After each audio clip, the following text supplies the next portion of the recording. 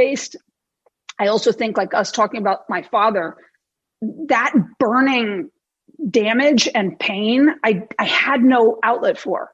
Like I couldn't figure out how to express it in a two-dimensional image. You mean the grief of him being gone? The grief and the romance of tragedy. You know, I was just absolutely engaged in like a dance with the romance of tragedy and longing. Well, because you sort of, that was your way. You had to be to process it. Yeah, totally. And there was no outlet for that in so many of these arts. And so I remember that almost the moment that I decided I wanted to do this was when Peter Gabriel did the soundtrack to Birdie.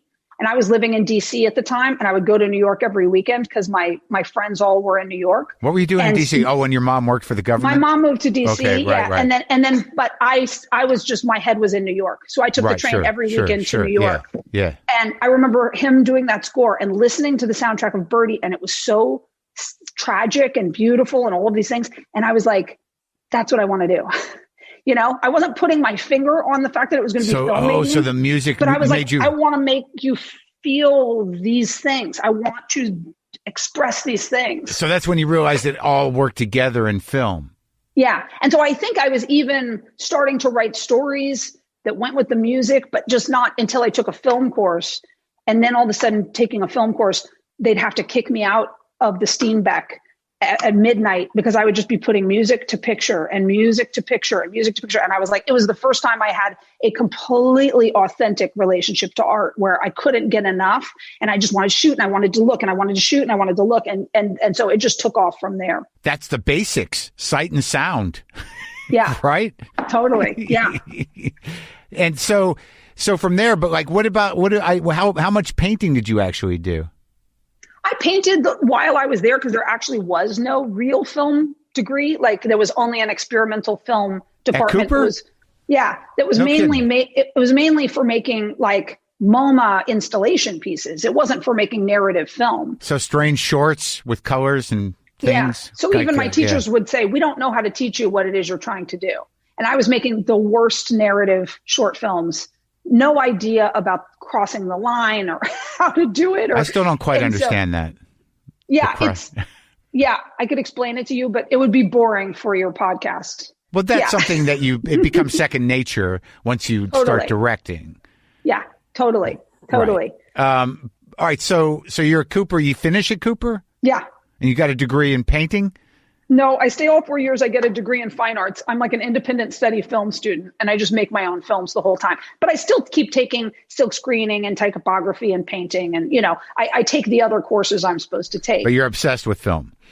Obsessed with film and how I'm going to get there. So then I become fixated on getting an internship at a commercial production company. The artist in me was like, well, then let me get my hands on the materials. Right. Like it was never about like, let's write a film and get it financed. Like I didn't even know how to do that sort of thing. I was like, let me get my hand on the cameras, on the big cameras. And so I ended up getting an internship at a commercial production company called Epoch Films. And then very quickly I ended up getting onto the set of a commercial that was being shot where I knew the camera loader. And he said, come work with us. If you work for free, it was like this top-notch group of camera people. If you could work for free, they'll train you, but you have to train for like 6 months for free. And these are those big film cartridges. Like this was, This was like, and this was like top line commercial crew. Right. So they were doing Nike and American Express and whatever. Yeah, okay. So I worked with them and then boom, I was a camera person. And then I was a camera person for 9 years. 9 years? 8.5. Yeah, for a long time because I got successful at it and the jobs were constant and addictive. And so were you in the union? Yeah, totally in the union. And you're doing all the, and rap, it was the height of rap videos. So I did more rap videos than I can ever describe. It's so funny. So many of them are like now legendary things. And at the time they weren't so. Yeah. But it's like so many of Mary J and Biggie and Wu-Tang and I did most of the Puffy videos and, you were just on the crew on a camera. Just on the crew constantly. Yeah. On these things. So that was your life. So you're living it. But like at that time, were you aware that you were just getting an education or were you also making your own shit? The fantasy was that I was about to make my own shit the whole time. But I was the victim of that lifestyle, which is if you hook up with certain DPs and you hook up with certain crew right, and certain first ACs when I was a second, like you got to do this. So I ended up working all the time. And that's why it was like, so I was aware of the education as for the first few years, right? Yeah, right. But then being a camera person is so all consuming. I wasn't learning anything about directing. So then I was actually just berating myself and so hard on myself for the last 5 years of it. Like, what are you doing? I was making a ton of money, but I was like, you're not getting anywhere. Do you still do that? Finally, no. No. I've actually reached a point now where I'm like, wow, if I don't make another film, like that's not bad. That was great. But is it part of your process though to beat the shit out of yourself? Oh yeah. When I'm making a film, I'm extremely hard on myself. Yeah. And that you're missing something and so I can't sleep. I wake up at 3 a.m. You're dropping the ball. It's got to be, the moment should be different. You're not quite there. But by the way, I believe in it. Because if you believe in self-flagellation too. Yeah, the myth of that if you can stop doing it. No, every time I've ever stopped doing it, you miss something. And all the people I know who learn how to be at peace with themselves and like by the way, I love directing now and I have a great time on set. Yeah. But every time you start to assume it's going to work out, you are going to miss something. Like you got to be vigilant on yourself and on quality. Sure. Yeah. And you're saying that people who are at peace with themselves, that's when they start to wane. Yeah. And you watch it as people get older, you'll hear all of their descriptives, some of them being great filmmakers. And they say, I used to torture myself and stay up all night, but now and I'm like, I can tell. Yeah. Yeah. I can tell your films I saw that last movie. Yeah. Yeah, exactly. And that's what I think. I'm like, if you're not living it and desperately engaged with it, it shows. It starts to show up. So now a couple questions. After 5 years of beating yourself up for having a gig as a camera person, what got you into learning how to direct? And then also, like, did you make relationships on those crews that you keep today? Do you use anybody that you knew back then? I have not been able to use anybody that I knew back then. I haven't because they're all on kind of their own journey that went a different direction. Like, But meanwhile, I do stay in touch with a number of people, particularly the camera crew guys that I worked with. I love them and I miss them so much. And there's so many crew people I desperately miss. There were, some people like that I knew, who came to Hollywood and I see them here and there. But no, I haven't ended up working with any of those guys.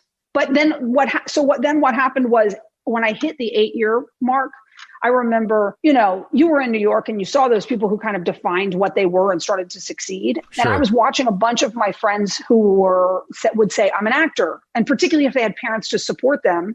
Yeah. Now they're an actor. Like who? Oh, just all kinds of people. I mean, so many different people. Anybody we know? Yeah, I remember knowing David Blaine when he's like a teenager, and like that guy. All of the guys from Stella, and all those Jeff Ross, like so you were there when I was there.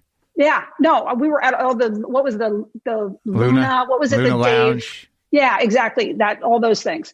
So just, I feel like almost everybody, it's just like there were so many people around that I was seeing, and we were all just like weirdo people trying to do their thing. And now they're everywhere. Right. They're like Gavin O'Connor was a good friend. Now he's a big director doing stuff. It's crazy. It's so funny. Some of them have arced and are now plateaued. I mean, some of those people have had their time. Totally. Yeah. Absolutely. Yeah. So it's a total trip, Yeah. But so I just hit that point where I was like, I can't get off the train because I keep needing to pay my rent. So I have to keep working and this isn't going to work. So I was like, so you either need to, at every point in my career, I've been totally fine to let myself give up the dream. I was like, you don't have to be a director. Just move to Long Island and get married and have kids and be a camera person or an operator or something. And I was like, no, I want.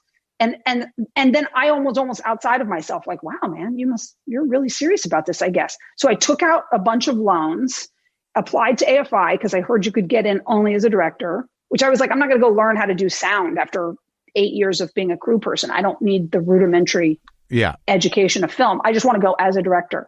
And I got in and I just pedaled to the metal. Like if I don't make it in these 2 years, that was here in LA. So that's what brought me to LA. Is getting into AFI. Getting into AFI, I was like, okay, that's it. I remember being in my apartment on 76th Street between Columbus and Central Park West, and all I wanted to do was be a director and move to the corner with a view of Central Park. And I was like, I can't get there from here, so I got to go to LA and make it as a director. Take a detour. So, yeah. Yeah. So then that's what crossed me over to directing. And that education, is that like, what's the setting for that? I don't even know how AFI works. AFI is a very small school, and you get in as what you get in as. So it's very international, pretty artsy compared to some of the schools. Like it's much more kind of a lot of European film. 2-year program? 2-year program. And so you get in as a director. And back then you had to be invited back for the second year. So you get in as a director, you make a bunch of things, and then you come back the second year and you make your bigger short film, which I made a female superhero short film. And then, So you've always been hung up on superheroes? Yeah. Huh. Yeah. I've always loved the metaphor. So it was literally 2 or 3 months after my father died. My mom dropped my sister and I at Superman. Yeah. And you think about how emotional Superman, he loses his father in the beginning, and then he gets sent to Earth, and then his father dies again. I sobbed. Like I was like just profoundly rocked by that movie.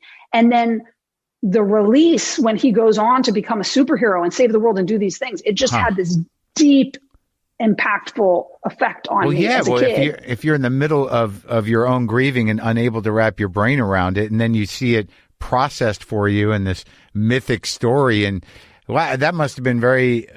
And you're what, 8 years old, 7? 7, yeah. That must have like reconfigured your whole brain.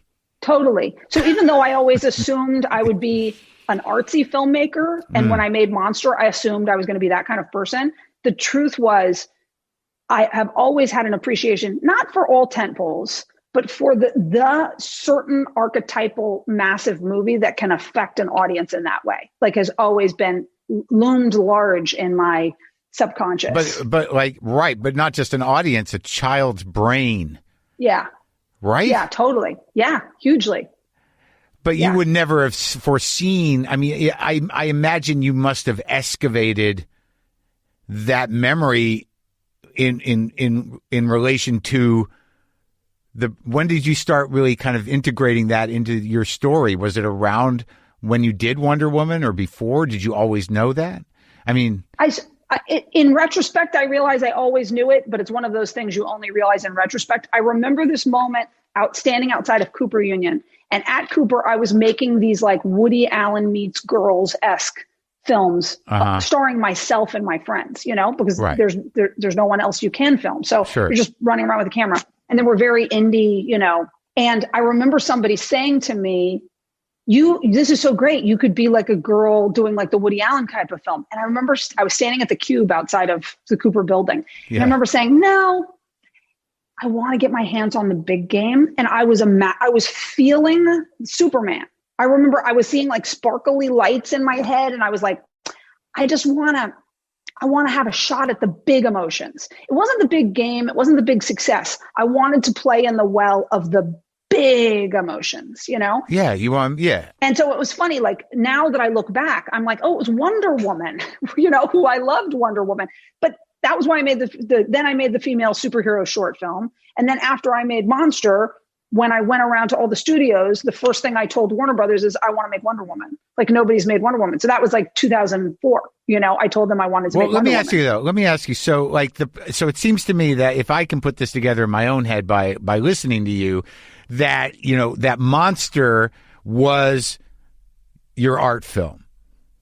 That in a sense that this is how I'm going to explore the sort of non-mythological. This story is a story of a broken, damaged person in a lot of trouble that requires a certain type of attention. I have the chops to do this. This is what I learned to do, and I need to get this out of my system. Yeah, and it's the big emotions too, even though it's a huge small emotions. Movie. So that's the thing. It fit the bill for me of not wanting to do something. I'm sure you remember there was something bugging me deeply about the art world when I was at Cooper. It had become so meta, ironic, conceptual. Right. And I remember having grown up with the tragedy of my father, I was like, man, it's been a long time since we had a war, guys. What are you doing? Right. Barbie shoes in the room, and then we're all going to laugh about it for 20 minutes. Like, nobody's even trying